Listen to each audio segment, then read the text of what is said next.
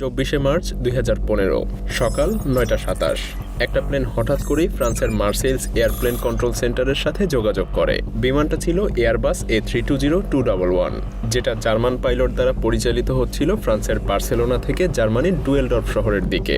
সবকিছু ঠিকঠাকই চলছিল, কিন্তু কয়েক মিনিট পরেই কিছু একটা গোলমাল শুরু হয়।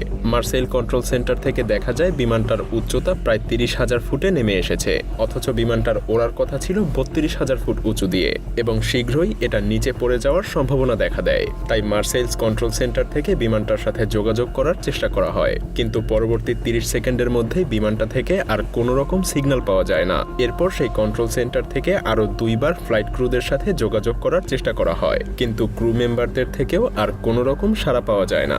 এরপর 9:34 কন্ট্রোল সেন্টার থেকে একটা ভিন্ন ফ্রিকোয়েন্সির সিগন্যাল দিয়ে চেষ্টা করা হয়, কিন্তু এবারও কোনো সাড়া পাওয়া যায় না। এরপর 9:34 থেকে 9:39 মধ্যে মার্সেইলস নিয়ন্ত্রণ কেন্দ্র থেকে আবারও বিভিন্ন ফ্রিকোয়েন্সিতে একাধিকবার ফ্লাইট ক্রুদের সাথে যোগাযোগ করার চেষ্টা করা হয়। এর পাশাপাশি ফ্রান্সের এয়ার ডিফেন্স সিস্টেমও তাদের সাথে যোগাযোগ করার চেষ্টা করছিল, কিন্তু প্রত্যেকবারই বিমানটা থেকে কোনো রকম সাড়া পাওয়া যাচ্ছিল না। এরপর ঠিক 9:40 ট্রাফিক কন্ট্রোলাররা ঘোষণা করে যে বিমানটা এবং যাত্রীরা নিশ্চয়ই কোনো বিপদের মধ্যে পড়েছে। এরপরেই 9:41 ফ্লাইট জার্মান উইংস 9525 আল্পস পর্বতের পাশে বিধ্বস্ত হয়। দুর্ঘটনাটা ঘটে একটা নির্জন পাহাড়ে, যেখানে চলাচলের জন্য সাধারণ কোনো পথ না থাকায় ইমার্জেন্সিভাবে ক্রুদেরকে হেলিকপ্টারে করে উদ্ধার করা হয়েছিল। বিমানটা সম্পূর্ণভাবে ধ্বংস হয়ে গিয়েছিল, অবশিষ্ট ছিল শুধু এর ছোট ছোট কিছু টুকরো। বিভিন্ন তদন্ত শেষে মাত্র 1 সপ্তাহের মধ্যেই ককপিট ভয়েস এবং ফ্লাইট রেকর্ডারের রেকর্ড উদ্ধার করা হয়। আর যখন তদন্ত কমিটি এই সব তথ্য একসাথে বিশ্লেষণ করছিল, তখন তাদের সামনে উন্মোচন হয় এক ভিন্ন সত্য। আসলে বিমানটাকে হাইজ্যাক করা হয়েছিল, কিন্তু অবাক করা ব্যাপার হলো সেটা কোনো সন্ত্রাসীদের দ্বারা না। তাহলে কারা হাইজ্যাক করলো এবং কেনই বা তারা বিমানটাকে বিধ্বস্ত করলো? সেই তথ্য জানতে হলে আবারও ফিরে যেতে হবে একটু পেছনের গল্পে। তো চলুন এই রহস্যটাই আগে উন্মোচন করা যাক। বিমানটা তার কাঙ্ক্ষিত উচ্চতায় ওঠার পর ক্যাপ্টেন 9:30 বাথরুমে যাওয়ার জন্য ককপিট থেকে বের হয়ে আসে। তিনি ককপিট ছাড়ার পরে 9:34 ককপিট থেকে নতুন আরেকটা উচ্চতা সেট করা হয়। ক্যাপ্টেন ফিরে এসে যখন ককপিটে ঢোকার চেষ্টা করছিলেন, তখন সে আর ককপিটে ঢুকতে পারছিল না। ককপিটের দরজা পুরোপুরিভাবে লক হয়েছিল। এরপর সেই ককপিটের দরজার সামনে এসে দাঁড়াতেই ক্যাপ্টেন বুঝতে পারে সহকারী কো-পাইলট বিমানটা হাইজ্যাক করেছে, আর ভেতরে ঢোকার কোনো রাস্তাই এখন আর তার হাতে নেই। এবার আরও কিছুটা পেছনে ফেরা যাক। 2001 সালে টুইন টাওয়ার হামলার পর থেকে হাইজ্যাকারদের হাত থেকে রক্ষা করতে বিমানের ককপিটগুলোতে কিছুটা পরিবর্তন আনা হয়েছিল। এক্ষেত্রে ককপিটে প্রবেশ করতে হলে একজন ক্রু সদস্যকে প্রথমে ককপিটের একটা সিস্টেমের মাধ্যমে কল করতে হবে এবং একটা সিক্রেট বোতাম চাপতে হবে, যেটা ককপিটের ভেতরে বাজবে। আর তখন পাইলট দরজা আনলক করবে আর ক্রু সদস্যরা ককপিটের ভেতরে প্রবেশ করতে পারবে। তবে ক্রুদেরকে কিছু কিছু ক্ষেত্রে ইমার্জেন্সি কোড দেওয়া হয়, যা ককপিটের মধ্যে কোনো জরুরি অবস্থা তৈরি হলে যাতে তারা ককপিটে অবস্থিত পাইলটের অনুমতি ছাড়াই অটোমেটিকভাবে দরজা খুলে ফেলতে পারে। সেক্ষেত্রে ক্রু মেম্বারদেরকে কিপ্যাডে থাকা ইমার্জেন্সি কোডটা ব্যবহার করতে হবে। তবে আবার এমন ব্যবস্থাও আছে যেখানে ককপিটে থাকা ব্যক্তিরা ক্রুদের সেই অ্যাক্সেস বাতিল করতে পারবে। এই অবস্থায় ককপিটে থাকা পাইলটরা দরজার কন্ট্রোল পরিবর্তন করে সমস্ত জরুরি অ্যাক্সেস লক করে ফেলতে পারে। আর সেটাই মূলত এই হাইজ্যাকিং এর সময় ব্যবহার করা হয়েছিল। এই সুযোগ ব্যবহার করেই কো-পাইলট বিমানের দরজার কন্ট্রোল পরিবর্তন করে ককপিটে প্রবেশ স্থায়ীভাবে বন্ধ করে দিয়েছিল। এরপর 9:39 ক্যাপ্টেন বারবার প্রবেশ করার চেষ্টা করতে থাকে, কিন্তু ককপিটের দরজা এতটাই বেশি মজবুত আর শক্তিশালী ছিল যে তার পক্ষে সেখানে প্রবেশ করা আর সম্ভব হয়নি। কিছু সময় পরে যখন বিমানটা আস্তে আস্তে নিচের দিকে নেমে যাচ্ছিল, তখন যাত্রী আর ক্রু মেম্বাররা সবাই বুঝতে পেরেছিল যে তারা হয়তো আজকে প্রাণ হারাতে চলেছে। আর দুঃখজনকভাবে এমনটাই হয়েছিল। এই মারাত্মক দুর্ঘটনায় তেমন কেউই বেঁচে ফিরতে পারেনি। 144 জন যাত্রী সহ 4 জন কেবিন ক্রু, ক্যাপ্টেন, সহকারী পাইলট সবাই মারা গিয়েছিল।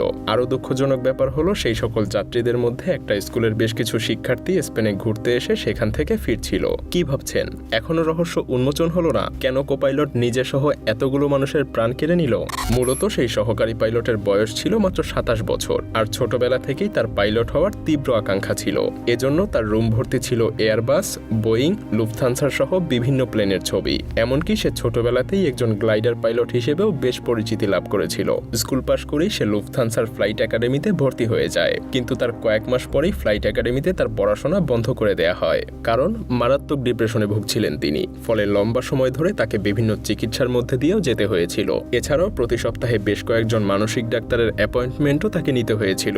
অবশেষে তিনি পুরোপুরি সুস্থ এমন একটা মেডিকেল সার্টিফিকেট পেয়ে যান। সেই সাথে এর কিছু মাস পরে তার ফ্লাইং লাইসেন্স এবং স্টুডেন্ট আইডিও ফেরত দেয়া হয়, কিন্তু একটা শর্ত দেয়া হয় যে যদি পরবর্তীতে আর কখনো এমন অসুস্থতা প্রকাশ পায় তাহলে তার পাইলট হওয়ার স্বপ্ন চিরতরে বাতিল হয়ে যাবে।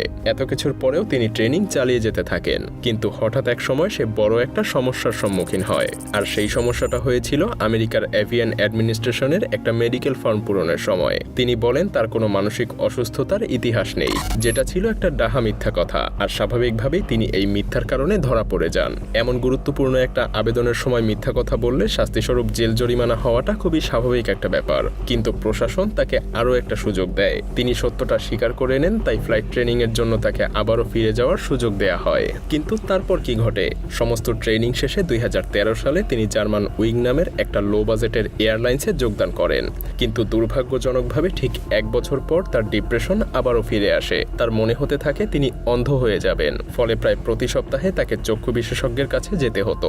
মূলত তার হ্যালুসিনেশনের কারণে অদ্ভুত আলোর ঝলকানি আর উড়ন্ত বিভিন্ন পোকা তার চোখের সামনে ভেসে উঠত, কিন্তু ডাক্তার পরীক্ষা নিরীক্ষা করে তেমন কোনো সমস্যা খুঁজে পায় না। উপায় না পেয়ে তার পারিবারিক ডাক্তার খুব দ্রুতই তাকে কোনো একজন ভালো মানসিক বিশেষজ্ঞের কাছে যেতে বলেন, কিন্তু তিনি ডাক্তারের কথা খুব একটা পাত্তা না দিয়ে তার কাজ চালিয়ে যেতে থাকেন। এভাবে চলে আসে 2015 সাল। তিনি বাধ্য হয়ে জানুয়ারি মাসে তার পুরনো একজন মানসিক বিশেষজ্ঞের শরণাপন্ন হন। সেখানে তিনি সাইকোথেরাপি নিতে থাকেন। সেই সাথে তাকে দেয়া হয় প্রচুর তীব্র এবং শক্তিশালী মেডিসিন। অবাক করা ব্যাপার হলো তিনি এই সবকিছু গোপন করে এমন অবস্থাতেই বিমান চালাতে থাকেন। এমনকি ফেব্রুয়ারি থেকে মার্চ পর্যন্ত তিনি বেশ কয়েকজন ডাক্তার দ্বারা মানসিক ভারসাম্যহীন হিসেবেও চিহ্নিত হন, অথচ তিনি নিজেকে না বরং অন্য কিছুকে পরিবর্তন করতে চাচ্ছিলেন। আরও অবাক করা ব্যাপার হলো প্লেন ক্রাশের ঠিক 4 দিন আগে তিনি কম্পিউটারে বসে এয়ারবাস A320 ককপিটের লক কিভাবে কাজ করে তা দেখতে থাকেন। এর কয়েকদিন পরেই তিনি সেই ফ্লাইটের ককপিটে বসে বিমান নিচে নামানোর সেটিংসে প্রবেশ করেন, যে সময়টাতে মেইন পাইলট ককপিটের বাইরে গিয়েছিলেন। পরবর্তীতে তিনি এই সেটিংস ব্যবহার করেই বিমানটাকে ক্র্যাশ করিয়ে অসংখ্য মানুষকে নিয়ে আত্মহত্যা করেন।